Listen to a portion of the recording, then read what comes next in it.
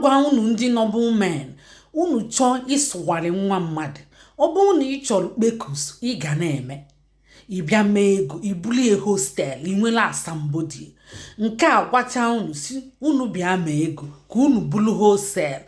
ihe ndị ụfọdụ ma ebu na fa abịa si na onwe netere ka fa mee ego ọbụla na ihe ha ma abụna fa ga-akpọrọ nwa mmadụ na-asụghalị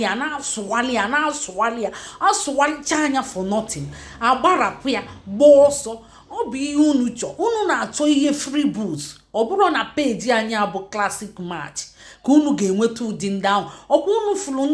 ndị anyị debere wee na-ekochifa unu ama nghọgbuzifa ọ bụ ndị ọzọ ka unu ga-aghọgbu eme ụfọdụ asị ọ bụ sọ ndị virgin ka a ga na-ekwuru ụdị ihe ahụ ọ bụrụ na onye ahụ abụrụ virgin anya akụkọnala ụdị akụkọ ahụ ọ bụcha virgin onye ọbụla meketa osi na omezi wee cherelie ọ bụ virgin in Christ so onye meketa esi na ọchọ ọzọ ime wee kwụsị wee sị na ọ chọzi ikpeli Chineke n'ime mmụọ na eziokwu Chineke asachapụ gị mmehie niile ya bụ ọ bụ virgin so ọ chọzi ime ọ chọzi ike ịkpa ọ chọzi ịkwụghalị ọ chọzi ịdị na-eme nke fribbles ọ chọzi ime hookup ọ chọzi ime onye ọbụla bịa ọjagheli ọ chọzi ime ọ kwụsịgo ya bụ ọ bụgolu virgin so gị bụ noble man ka ọ nọbụ ụfọdụ ndị noble men a ga-akpọdo unu noble men ka a ga-akpọ unu noble men nsị na arụ ọ bụ noble men nsị na arụ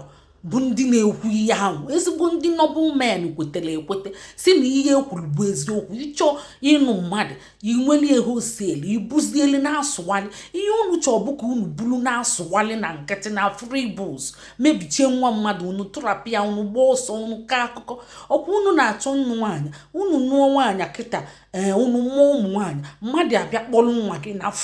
na free ọ na-asụghalị ya ojide kpekusie niile ghasa anya wee mecheche ihe niile sọlia ụgbọ ọsọ ị na-agba ọsọ ka ị rapụrụ onye kedu onye ị na-agba ọsọ ka ị rapụrụ ọ bụrụ ndị nọ na WhatsApp anyị etren gofa unu ama nghọgbu muzifa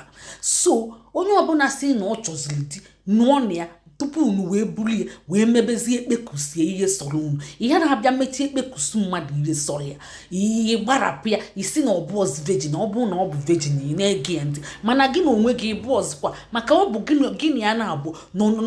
nọ na-epotoli na-eme ihe nsoli ọ bụrụ ya kịta ịmasị ya na ọ bụrụ virgin na ị ga-emelidi ị na-etiwa ana na-etiwa igwe niile ọ bụrụ maka ndị anyị fụrụ na classic match anya Fireman Falls zikwa victim to unu Fireman Falls so ọ bụrụ na ị na-achọ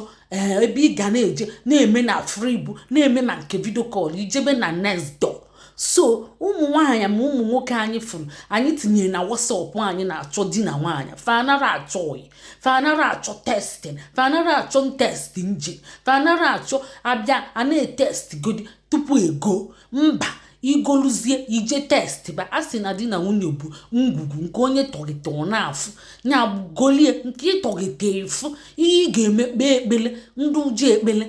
ekpele unu jọ ụjọ nke unu jọ ụjọ nke ịchọrọ ihe fribụ ọkwa ihe fribụ ka ịchọ ị gara afịa kedu ihe a na-akọ ihe nke a biko unu akọzi n'ụdị ihe ahụ unu na-akọ na-ewe iwe